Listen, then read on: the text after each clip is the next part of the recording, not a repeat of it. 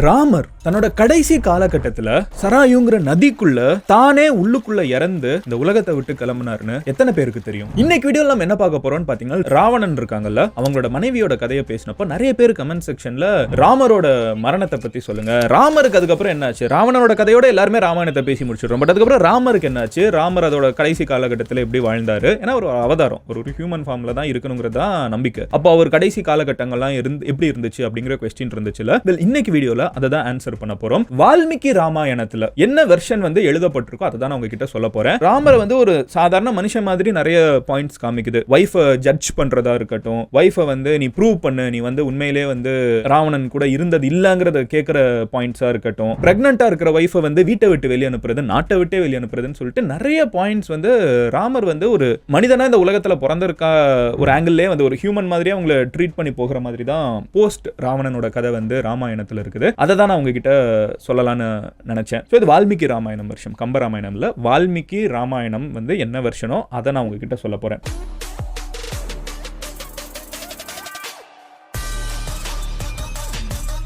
First விஷயம் என்ன அப்படின்னு பார்த்தீங்கன்னா, நான் இந்த கடைசியில் ஏன் வந்து அவர் எல்லாத்தையுமே வெறுத்துட்டு சராயு நதியில் வந்து தண்ணிக்குள்ள அவரே இறங்கி போறாரு அப்படிங்கிறத வந்து நீங்க புரிஞ்சுக்கணும்னா, முதல்ல வந்து ராவணனை வந்து அவங்க கொன்னதுக்கு அப்புறமே வந்து கதை என்ன ஆகுது அப்படிங்கிறத நம்ம பார்க்க ஆரம்பிக்கணும். ஸோ ராவணனை வந்து ராமர் அழிச்சிட்டாரு அப்படின்னு சொல்றாங்க. அதுக்கப்புறம் வந்து ராமரும் சீதையும் வந்து புஷ்பக விமானம், ராவணனோட புஷ்பக விமானத்தை எடுத்துட்டு வந்து ஒரு அயோத்தியாவுக்கு வந்துடுறாரு. வந்த இடத்துல பார்த்தீங்கன்னா வந்து செலிப்ரேட் பண்றாங்க. அதுதான் வந்து தீபாவளியா நார்த் இந்தியாவில் செலிப்ரேட் பண்றாங்க. மிகப்பெரிய செலிப்ரேஷனோட ராமனுக்கு வந்து ஒரு பட்டாபிஷேகம் வைக்க போறாங்க. அப்படிங்கிறப்ப வந்து ராமனோட மனைவி யாரு, சீதை அவங்க, கரெக்டா? சோ சீதையுமே வந்து பட்டாபிஷேகத்துல கிட்ட உட்கார்ந்துட்டு இருக்காங்க. அப்போ வந்து பாத்தீங்கன்னா ஊருக்குள்ள வந்து ஒரு பயங்கர கான்வர்சேஷன் எப்படி இருக்குதுன்னு பாத்தீங்கன்னா, ராமர் வந்து இவ்வளவு நாள் தன்னோட மனைவி வந்து ஒருத்தங்களோட வீட்டுல இருந்தாலும் கூப்பிட்டுட்டு வந்துட்டாரு அப்படிங்கிற ஒரு கான்வர்சேஷன் நிறைய போயிட்டு இருக்குது. இது சீதையோட காதலே நிறைய படுது, மினிஸ்டர்ஸ் எல்லாருமே பேசிக்கிறாங்க. அப்போ அந்த சபையில எல்லாரும் முன்னாடியுமே வந்து சீதை வந்து ரொம்ப டென்ஷன் ஆகி அவங்க இருந்துகிட்டு, நான் வந்து ப்ரூவ் பண்றேன் அப்படி இல்ல அப்படின்னு சொல்லிட்டு ஒரு தீ பரீட்சை, ஒரு அக்னி பரீட்சை, நான் தீக்குள்ள இறங்கி காமிக்கிறேன், நான் வந்து சொல்றது உண்மையா இருந்துச்சுன்னா நான் வந்து தீயில இருந்து அன்ஹர்ட்டா வெளியே வருவேன், நான் சொல்றது பொய்யா இருந்தா நான் தீயோட தீயா சாம்பல் ஆயிடுவேன் அப்படின்னு சொல்றப்ப ராமர் வந்து அது கன்சர்ன் கொடுக்கிறாருன்னு வால்மீகி ராமாயணத்துல இருக்குது. ராமர் வந்து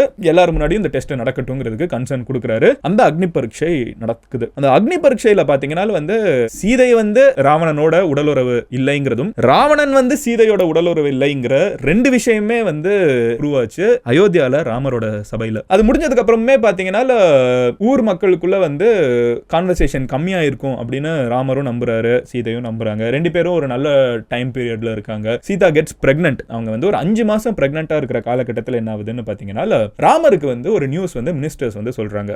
இந்த நிறைய கதையில வந்து ராமரே வந்து மாறுவேஷம் எல்லாம் போட்டு ஊருக்குள்ள போனார்னு சொல்லுவாங்க. வால்மீகி ராமாயணத்துல என்ன இருக்குதுன்னு பாத்தீங்கன்னா, ராமர் அவர்களோட வந்து மினிஸ்டர்ஸ் வந்து ஊருக்குள்ள என்ன பேசுறாங்கிறது அடிக்கடி ராமர் கிட்ட அப்டேட் பண்றப்போ வால்மீகி ராமாயணத்துல சொல்றபடி அங்க இருக்கிற மினிஸ்டர்ஸ் வந்து என்ன சொல்றாங்கன்னா, ஊருக்குள்ள வந்து ஒரு பெரிய இஷ்யூ போயிட்டு இருக்குது, ஒருத்தங்க வந்து உங்களை ரொம்ப ஓப்பனா விமர்சிச்சிட்டாங்க அப்படின்னு சொல்றப்ப யாரு என்ன விமர்சிச்சாங்க அப்படின்னு சொல்லி கேக்குறாங்க. அப்போ வந்து ஒரு வாஷர்மேன் அவங்க வந்து அவங்களோட வீட்டுக்குள்ள இருக்கிறப்போ ஒரு கான்வர்சேஷன் ரொம்ப பப்ளிக்கா கத்தி ஒரு பெரிய ஊரை கூட்டுற மாதிரி நடந்திருக்குது. அவங்க வீட்டுக்குள்ள என்ன நடக்குதுன்னு பாத்தீங்கன்னா, அவங்களோட மனைவி வந்து முந்தின நாள் வந்து வீட்டுக்கு வராம போயிடுறாங்க. பயங்கர மழை இருக்குது. அப்ப அவங்க வீட்டுக்கு வரல. அடுத்த நாள் காலையில வீட்டுக்கு வரப்ப அவங்க என்ன கேக்குறாங்கன்னா, நீ ஒரு நாள் நைட்டு ஃபுல்லா நீ என் கண்ணுல இல்ல, நீ யார் கூட என்ன பண்ணிருக்கன்னு எனக்கு தெரியாது, நான் எப்படி உன்னை ஏத்துக்க முடியும் அப்படின்னு சொல்லி கேக்குறாங்க. அவங்க மனைவி என்ன சொல்றாங்க, மழை அதிகமா இருந்துச்சு, அதனால வீட்டுக்கு வர முடியல, இத கூட புரிஞ்சுக்கலனா நீ என்ன மாதிரி ஒரு ஆளுங்கிறப்போ இந்த பர்சன் என்ன பதிலுக்கு சொல்றாங்க, இந்த வாஷர்மேன் என்ன சொல்றாங்கன்னா, நான் என்ன ராமரா, இந்த நாட்டு ஆட்சி செஞ்சுட்டு இருக்கிற ராமரா, ஒருத்தன் வீட்டுக்கு போயிட்டு வந்த பொண்ணோ இல்ல வந்து ஒரு ராத்திரி ஃபுல்லா என்ன நடந்துச்சுனே தெரியாத ஒரு பொண்ணை நான் எப்படி ஏத்துக்க முடியும், நான் ஏத்துக்க முடியாது அப்படின்னு சொல்லிட்டு இந்த வாஷர்மேன் வந்து எல்லாரும் முன்னாடியும் கூட்டமா இருக்கிறப்போ வீட்டு முன்னாடி கத்துறதாகவும், இந்த ஒரு இது விஷயம் வந்து ஊருக்குள்ள ரொம்ப ஸ்ப்ரெட் ஆகி ராமர் எப்படி ஒருத்தன் பேசிட்டா, ராமர் ஒருத்தன் எப்படி பேசிட்டாங்கிறது ராமருக்கு வந்து ஒரு பொலிட்டிக்கலாவே வந்து நீங்க பாத்தீங்கன்னா ஒரு அன்ஸ்டேபிளா, அதாவது ஊர் மக்களுக்கு வந்து அவங்களோட கிங் வந்து எப்படி அக்செப்ட் பண்ணிட்டாரு அப்படிங்கிற ஒரு क्वेश्चन வந்து அந்த காலகட்டத்தில் நம்ம ஊரும் எப்படி இருந்திருக்குங்கிற மாதிரி தான் இது இருக்குது. சோ அப்படி ஒரு, அதாவது இந்த இதிகாசங்கள் எழுதின காலகட்டங்கள்ல எப்படி நம்பிக்கை இருந்திருக்குன்னு பாருங்க. சோ அங்க இருக்கிற மக்கள் எல்லாருமே வந்து क्वेश्चंस கேக்குறாங்க, இவர் எப்படி வந்து அக்செப்ட் பண்றாரு அப்படிங்கிற மாதிரி ஊருக்குள்ள ரொம்ப பெருசா பேசிக்கிறாங்கங்கிறப்போ ராமர் என்ன பண்றாருன்னு பாத்தீங்கன்னா, வேற வழி இல்ல, தன்னோட கிங் தான் வந்து ஆட்சி செஞ்சுட்டு இருக்கிற மக்கள் வந்து இவ்வளவு நாள் காட்டுக்குள்ள போயிட்டு வந்த ஒரு கிங் ஆட்சி செஞ்சுட்டு இருக்கிற மக்களுக்கே வந்து கிங் மேல நம்பிக்கை இல்லங்கிறப்போ நம்பிக்கையை ரீஸ்டோர் பண்றதுக்கு ஒரு வழி இல்ல. அப்ப ஊர் மக்களுக்கு பொறுத்த அளவுக்கு என்ன, அந்த காலத்துல இருந்த மாரல்ஸ், அந்த காலகட்டத்துல இது வந்து நீங்க ராமர் இருந்த காலகட்டம்னு வச்சுக்கலாம், இல்ல ராமர் கதையை கதையை எழுதின காலகட்டம்னு வச்சுக்கலாம். பட் அந்த காலகட்டத்தில், இந்த கதைகள் ஏற்றுக்கொள்ளப்பட்ட காலகட்டத்தில் இருந்த மாரல்ஸ் வந்து ராமர் வந்து இந்த மாதிரி கேள்வி கேட்டது, ஐ மீன் ஒருத்தங்க வீட்டில் ஒரு மனைவி வந்து டைம் ஸ்பெண்ட் பண்ணிட்டு வந்தாங்கன்னா அவங்க வந்து அக்செப்ட் பண்ணக்கூடாது அப்படிங்கிற ஒரு ஆங்கிள் தான் இருந்திருக்குங்கிறது நம்மளுக்கு தெரிய வருது. ஸோ அப்போ வந்து ராமர் வந்து வேற வழி இல்லாமல் அந்த காலகட்டத்தில் இருந்த மக்களை வந்து சாட்டிஸ்ஃபை பண்றதுக்கு அவர் என்ன பண்றாருன்னு பார்த்தீங்கன்னா மனைவியை வந்து வீட்டை விட்டு அனுப்புறாரு. இதுல முக்கியமா நோட் பண்ண வேண்டிய விஷயம் என்னன்னு பார்த்தீங்கன்னா, ராமரோட மனைவியான சீதை அவர்கள் வந்து கிட்டத்தட்ட 5 மாசம் பிரெக்னெண்டா இருக்காங்க. 5 மாசம் பிரெக்னெண்டா இருக்கிற மனைவியை வந்து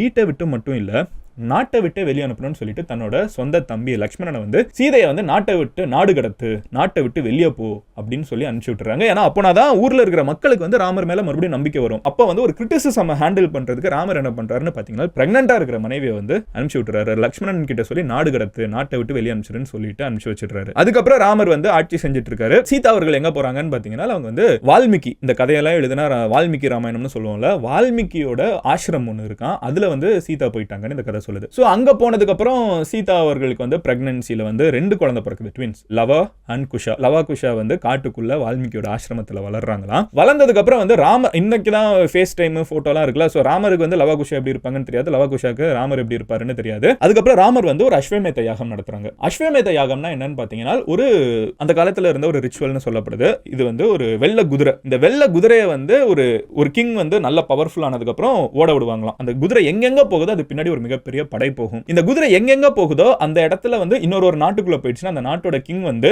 அந்த நாடை வந்து இவங்களுக்கு ஒத்துக்கிட்டு இவங்களுக்கு டாக்ஸ் கட்ட ஆரம்பிச்சிடணும். எந்த நாட்டுல இருந்து குதிரை வருதோ அவங்க அதை ஒத்துக்கணும். அவங்க இல்ல நான் இந்த குதிரை வந்தாலும் என் நாட்டை நான் கொடுக்க மாட்டேன் அப்படின்னு சொன்னா இந்த கிங் வந்து அந்த கிங்கோட சண்டை போட்டு யார் வந்து பவர்ஃபுல்னு பார்த்து அவங்க ஜெயிச்சுக்கிட்டு போவாங்க. இவங்க ஜெயிச்சிட்டாங்கன்னா இந்த கிங்டம் எடுத்துருவாங்க, இவங்க டிஃபென்ஸ்ல வந்து ஜெயிச்சிட்டாங்கன்னா இவங்க கிங்டம் காப்பாத்திப்பாங்க. இந்த ஒரு யாகத்தை வந்து ராமர் பண்ணியிருக்காரு. இந்த ராமர் இந்த யாகத்தை பண்றதுக்கே வந்து சீதை தேவைப்படுறாங்க. He is married. அதுக்கு ராமர் வந்து ஆனா சீதையை கூப்பிடாம அவங்க என்ன பண்றாங்கன்னு பாத்தீங்கன்னா, அவங்க வந்து ஒரு தங்க சிலை, சீதை மாதிரி ஒரு தங்க சிலையை வச்சுக்கிட்டு சிலையை வைக்கிறாங்க. சோ அப்பவும் வந்து அவங்க மறுபடியும் கூப்பிடல, ஏன்னா பீப்புள் வந்து டவுட் பண்ணிடக்கூடாது, ராமரை வந்து கேள்வி கேட்டக்கூடாது, கிரிட்டிசைசம் வந்துடக்கூடாதுன்னு அவங்க அப்பவுமே வைஃபை கூப்பிடல. வைஃப்க்கு பதிலாக அங்க ஒரு சிலையை வச்சுக்கிட்டு அவங்க அந்த யாகம்லாம் பெர்ஃபார்ம் பண்றாங்க. ராமர் ஆனா ரீமேரி பண்ணல, இன்னொரு குவீன் எல்லாம் உருவாக்கிக்கல, அவங்க இன்னொரு சிலையை வச்சு வந்து ராமர் வந்து யாகம்லாம் பண்றாங்க. பண்ணி முடிச்சதுக்கு அப்புறம் என்ன ஆகுதுன்னு பாத்தீங்கன்னா, அஸ்வமேத யாகத்துல வந்து இந்த குதிரையை, வெள்ளை குதிரை, அந்த குதிரை வந்து எங்கெங்க போகுதோ ஒரு வருஷத்துக்கு அந்த குதிரை எங்கெங்க போகுதோ அது எல்லாமே இவங்களோட கிங்டம் ஆக்கிடுவாங்க. யாராவது ரெசிஸ்ட் பண்ணாங்கன்னா அவங்களோட சண்டை போடுவாங்க. இதுதான் வந்து அந்த காலகட்டத்தில் ஒரு கிங்கோட மேசிவ் பவர், நான் தான் அல்டிமேட்ங்கிறத நிரூபிக்கிற மாதிரி. ஒரு வருஷம் கழிச்சு அந்த குதிரை வந்து எல்லா இடத்துலயும் சுத்திட்டு வந்ததுக்கு அப்புறம் மறுபடியும் ஊருக்கு வந்து அதை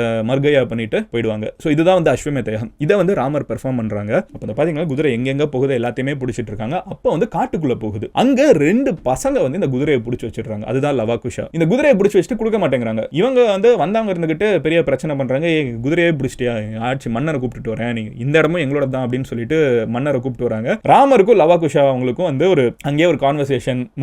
ராமருக்கு வந்து சின்ன பசங்க எப்படி சண்டை போடுறதுங்கிற ஒரு கொஸ்டின் இதெல்லாமே நடந்துட்டு இருக்கப்போ வால்மீகி அவர்கள் வந்து உள்ள இன்டர்பிரட் பண்ணிட்டு இல்ல இவங்க தான் உங்களோட குழந்தைங்கன்னு இன்ட்ரோடியூஸ் பண்ணி வைக்கிறாங்க. இவங்களுக்கு அவங்களும் இன்ட்ரோடியூஸ் பண்ணி வைக்கிறாங்க. ராமர் வந்து ஒரு சைடு இத்தனை வருஷம் கழிச்சு நம்மளுக்கு குழந்தை இருக்குது இதெல்லாமே தெரிஞ்சு சந்தோஷப்பட்டாலும் இன்னொரு சைடு ரொம்ப சோகமா இவங்க என்ன காட்டுக்குள்ள வாழ்ந்துட்டு இருக்காங்கிற ஒரு சோகத்துல வந்து அவர் கிளம்பி போறாரு. அப்போ வால்மீகி வந்து ஊரை பத்தி எல்லாம் தெரிஞ்சுக்கிறப்போ இன்னமும் அங்க இருக்கிற மக்கள், அயோத்தியாவில் இருக்கிற மக்கள் வந்து சீதையை வந்து சந்தேகப்பட்டு இருக்காங்க அப்படிங்கிற ஒரு விஷயம் தெரிய வருது. அப்போ வால்மீகி வந்து வால்மீகி ராமாயணம் படி வால்மீகியே சீதா கிட்ட போய் இதை ஒன்ஸ் அண்ட் ஃபார் ஆல் நம்ம இதை வந்து சரி பண்ணிடுவோம், அக்னி பரீட்சை மறுபடியும் எல்லாரும் முன்னாடியும் பண்ணுவோம் அப்படின்னு சொல்லிட்டு வந்து சீதை கிட்ட போய் பேசுறாரு. சீதை கிட்ட அவர் என்ன சொல்றாருன்னு பாத்தீங்கன்னா, இது வந்து ஒரு குவீனா நீங்க பண்ண வேண்டிய ஒரு விஷயம், ஏன்னா அயோத்தியாவோட குவீனை பத்தி தப்பா பேசுறாங்க அப்படின்னு சொல்லி கன்வின்ஸ் பண்றாங்க. சீதா வந்து சரி ஓகே நான் மறுபடியும் இதெல்லாம் பண்றேன்னு சொல்லிட்டு சீதாவை வால்மீகி ராமாயணம் படி, அதான் சொல்றேன், ஒரு வருஷன்ல ஒரு மாதிரி இருக்கும். சில வருஷன்ல பாத்தீங்கன்னா வந்து ராமரே திருப்பி கூப்பிட்டு போனாருன்னு இருக்கும். But according to Valmiki Ramayana Sita வந்து மறுபடியும் அங்க கிளம்பி போறாங்க. வந்த இடத்துல அவங்க எதிர்பார்க்காத ஒரு விஷயம் என்னன்னு பாத்தீங்கன்னா, ப்ரூவ் பண்ணணும்னு சொல்றப்போ ஒரு பெரிய அசம்பிளி வச்சு மறுபடியும் அவங்க தீல இறங்குறதுக்கு எல்லாத்தையுமே வச்சுக்கிட்டு அவங்க எல்லா ஊர் மக்கள் எல்லாருமே சேர்ந்து இருக்காங்க. அப்போ வந்து சீதை இருந்துகிட்டு நான் ஏன் மறுபடியும் இவங்களுக்கு ப்ரூவ் பண்ணும், இது வந்து ரொம்ப தப்பா இருக்குது அப்படிங்கறது வந்து சீதை வந்து எவ்வளவு மென்டல் அகவனில இருந்திருப்பாங்கன்னு நம்ம யோசிச்சு பார்க்க முடியுது. இத்தனை வருஷம் கழிச்சு ஹஸ்பண்ட் வந்து காப்பாத்தி கொண்டு வந்தா ஹஸ்பண்ட் கூட வாழ முடியாம காட்டுக்குள்ள பிரெக்னெண்டா இருக்கிறப்ப அனுப்பிச்சு விட்டு அதுக்கப்புறம் குழந்தை பிறந்து இத்தனை வருஷம் கழிச்சு மறுபடியும் நீ ப்ரூவ் பண்ணு அப்படின்னு சொல்ற ஒரு மொமெண்ட் வந்து அவங்க அப்சல்யூட்டா பிரேக் ஆகுறாங்க. எல்லாரும் முன்னாடியுமே வந்து அவங்க கதைப்படி அவங்க வந்து இந்த உலகத்திலே எனக்கு வாழவே பிடிக்கல, நான் என் வாழ்க்கையை இங்க முடிச்சுக்கணும்னு நினைக்கிறேன் அப்படின்னு சொல்றப்போ எர்த்துக்குள்ள அவங்க போயிடுறாங்கன்னு சொல்றாங்க. பேசிக்கா சீதை அவர்களோட கதை வந்து அங்க முடியுது. அவங்களுக்கு வந்து இது எல்லாமே விரக்தியோட உச்சகட்டத்தில் அவங்களோட வாழ்க்கையை வந்து அங்க முடிச்சுக்கிறாங்க. அதுக்குள்ள வந்து அவங்க மண்ணுக்குள்ள போயிட்டாங்க, ஒரு த்ரோன் வந்து கூப்பிட்டு போயிடுச்சுங்க. பட் அவங்களோட கதை வந்து ராமாயணத்துல இந்த பாயிண்ட்ல முடிஞ்சிடுது. ஷீ இஸ் ஃப்ரஸ்ட்ரேட்டட் அண்ட் அவங்க வந்து அந்த இடத்துல கிளம்பி போயிடுறாங்க. அதுக்கப்புறம் வந்து ராமர் வந்து லவகுஷாவை அவங்க வால்மீகி கிட்டே கொடுத்து எல்லாமே ட்ரெயின் பண்ணி வளர்த்துட்டு இருந்தாலும் ராமர் வந்து ஒரு சைடு நல்ல கவர்மெண்ட் கொடுக்குறாருன்னு சொல்றாங்க. ஆனா அந்த ஹார்ட் வந்து பாத்தீங்கன்னா ரொம்ப கில்ட்டோடையும் ரொம்ப வந்து லோன்லினஸோடையும் ரொம்ப சோகத்தோடையும் தான் ராமர் வந்து தன்னோட வாழ்நாள் அதுக்கப்புறம் கடத்தி போயிருக்காரு.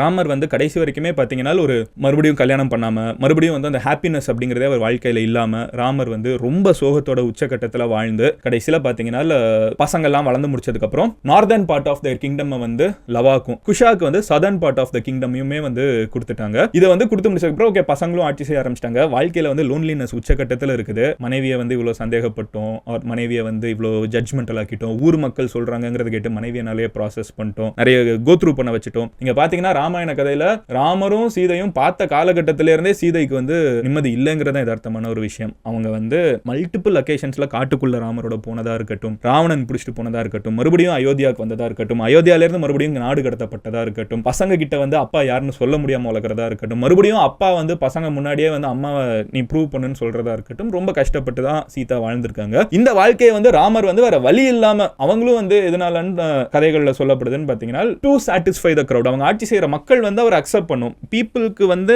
கிங் மேல நம்பிக்கை இல்லைன்னா என்னனாலும் பண்ணுவாங்க. கிங் சொல்றது கேட்கணும்னு அவசியம் கிடையாது. இன்னைக்கு தான் நம்மளுக்கு வந்து ரூல்ஸ் ரெகுலேஷன்ஸ் எல்லா இடத்துலயும் கேமரா ஏதாவது மீறணும்னா எல்லா ரூல்ஸ்லாம் இருக்குது. அப்போ எதுவுமே இல்லை. மக்களுக்கு வந்து நம்பிக்கை மட்டும் தான். கிங் மேல நம்பிக்கை இருக்கணும். அந்த நம்பிக்கையை சாட்டிஸ்ஃபை பண்றதுக்காக ஏன்னா நம்பிக்கை இருந்தா ஃபாலோ பண்ணுவோம், நம்பிக்கை இல்லைனா ஃபாலோ பண்ண மாட்டான். அப்போ ஃபாலோ பண்றதுக்காக ராமர் வந்து தான் கட்டின மனைவியை வந்து இவ்வளவு கோத்ரூ பண்ண வச்சு சோகத்தோட உச்சக்கட்டத்தில் இருந்து ஒரு நல்ல ஆட்சி கொடுத்திருக்காரு ராமராஜ்யம். அதெல்லாம் சொன்னாலும் தனி மனித வாழ்க்கையில வந்து அவர் எந்த விதத்திலையும் ஹாப்பியா இல்லாம சக்சஸ்ஃபுல்லாவுமே பர்சனல் லைஃப்ல இல்லாம கடைசியில பசங்களுக்கு சொத்தெல்லாம் பிரிச்சு கொடுத்துட்டு நார்த் சவுத் எல்லாம் பிரிச்சு கொடுத்துட்டு சராயு நதியில அவர் மூழ்கி அவரோட வாழ்க்கையை வந்து முடிச்சுக்கிட்டாருங்கிறது தான் வந்து ராமரோட முடிவா இருக்குது. அவர் அங்க முடிச்சுக்கிட்டதுக்கு அப்புறமே பாத்தீங்கன்னா அவரோட கதையில அவரோட ஃபாலோவர்ஸா இருக்கட்டும், அவரை வந்து ரொம்ப விரும்பினவங்களா இருக்கட்டும், அவரோட சொந்தக்காரங்க நிறைய பேரா இருக்கட்டும், அவங்களுமே வந்து சராயு நதியில அவங்க இறங்கினதுக்கு அப்புறம் தண்ணிக்குள்ள இறங்கி அவங்களும் இறந்து போயிட்டாங்க அப்படின்னு சொல்லிட்டு வால்மீகி ராமாயணத்துல கதைகள் இருக்குது. இதுல ஒரு இன்ட்ரெஸ்டிங்கான விஷயம் என்னன்னு பாத்தீங்கன்னா இவங்க ஏன் இறந்தாங்கன்னா கூட எல்லாரும் இறந்து போகணும்னு இருக்குல்ல. இது அந்த காலகட்டத்துல ஒரு நம்பிக்கையாவே நிறைய இருந்திருக்குது பாருங்களேன். உடன்கட்டை ஏறுறதுன்னு நம்ம ஊர்ல இப்பவும் சொல்லுவாங்க.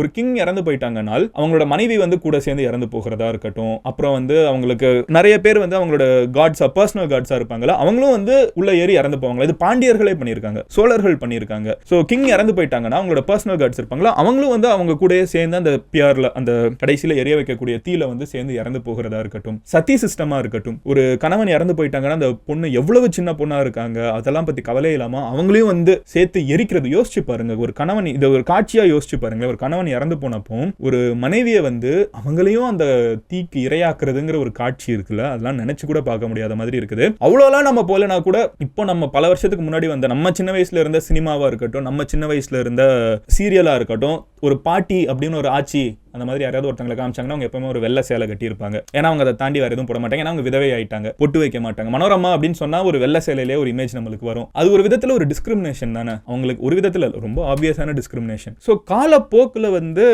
இதெல்லாம் மாறி நம்ம ஒரு பெட்டரான காலகட்டத்தில் வாழ்ந்துட்டு இருக்கோங்கிறது ரொம்ப ஆப்வியஸா இருந்தாலும் அந்த காலகட்டத்தில் இருந்த கதைகள் கேட்கறதுக்கு ஒரு சைடு வந்து நம்ம ஒரு பார்ட் ஆஃப் த ஸ்டோரி பார்க்கறதுக்கு பயங்கர குளோரிஃபிகேஷனா இருந்தாலும் இன்னொரு சைடு பார்க்கறதுக்கு ஓ மை காட் அப்படிங்கிற மாதிரி நிறைய மொமெண்ட்ஸ் இருக்குது. But beyond all these things Ramar அவர்கள் வந்து கடைசி வரைக்கும் அவங்க நாட்டு மக்களுக்காக வாழ்ந்ததாகவும் அவங்க நாட்டு மக்களுக்காக அவர் நிறைய சாக்ரிஃபைஸ் பண்ணார். அவரோட பர்சனல் லைஃபை இல்லைனா கூட அவங்க நாட்டு மக்களுக்காக அவங்க வந்து கடைசி வரைக்கும் வாழ்ந்தாருன்னு சொல்லிட்டு அவரோட கதை முடியுது. இந்த சைட் ஆஃப் ராமாயணம் எல்லாருக்குமே வந்து இந்த ஆதி புருஷ் படத்தில் காமிக்கிற மாதிரி ராவணனுக்கும் இருக்கிற பிரச்சனை வரைக்கும் எல்லாருக்குமே தெரியும். பட் அதுக்கப்புறம் இருக்கிற கதை யாருக்காவது தெரிஞ்சுக்கணும் அப்படின்னு நினைச்சாங்கன்னா அவங்க கிட்ட இந்த வீடியோ ஷேர் பண்ணுங்க. ஒரு இன்ட்ரெஸ்டிங் சைட் ஆஃப் ராமாயணா, நம்ம வாசிக்காத நம்ம பெருசா கவனிக்காத சைட் ஆஃப் ராமாயணா வந்து எனக்குமே கொஞ்சம் புதுசா இருந்துச்சு இதெல்லாம் வாசிச்சு பாக்குறப்போ. அதுல வந்து உண்மையிலே இந்த சீதா வந்து மறுபடியும் எத்தனை தடவை என்னை இந்த கேள்வியை கேட்டுட்டு இருப்பீங்க. அவங்க விரக்தியில வந்து அவங்க இந்த உலகத்தை விட்டே கிளம்பி போறாங்கிற ஒரு பர்டிகுலர் பாயிண்ட் இருக்குல்ல, அது வந்து உண்மையிலேயே அது எழுதின காலகட்டமோ வாழ்ந்த காலகட்டமோ அது எப்படினாலும் நம்ம எடுத்துக்கலாம், ஒவ்வொருத்தங்களோட பிலீஃபை பொறுத்து. பட் அப்போ அவங்களோட மைண்ட் செட் அந்த காலகட்டத்தில் இருந்த விமனோட மைண்ட் செட்டே எவ்வளவு கோத்ரூ பண்ணிருந்திருப்பாங்கிறத வந்து